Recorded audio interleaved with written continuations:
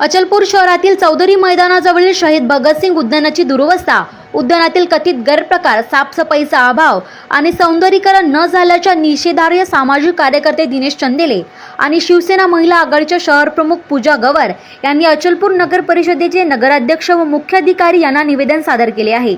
निवेदनानुसार उद्यानात कथित अवैध प्रकार सुरू असून मोठ्या प्रमाणात कचरा साचत आहे। त्यामुळे परिसरात अस्वच्छता वाढून नागरिकांच्या आरोग्याचा प्रश्न निर्माण झाला आहे। तसेच उद्यानातील शहीद भगतसिंग या नावाचा फलक हटवण्यात आला असून हा शहीदांच्या स्मृतीचा अपमान असल्याचे निवेदनात नमूद करण्यात आले आहे।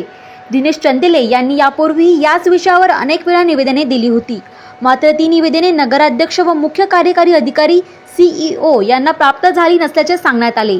हा प्रकार हास्यास्पद असल्याची प्रतिक्रिया व्यक्त करत प्रशासनाच्या कार्यपद्धतीचा निषेध म्हणून मुख्याधिकारी व मुख्य कार्यकारी अधिकारी यांना प्रतिकात्मक स्वरूपात बेशरमचे फूल देण्यात आले।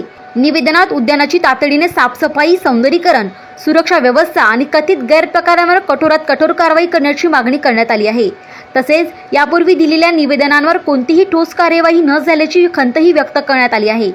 प्रशासनाने नियमानुसार तातडीने कार्यवाही न केल्यास 10 जुलै 2026 पासून नगर परिषद कार्यालयासमोर उपोषण करण्यात येईल।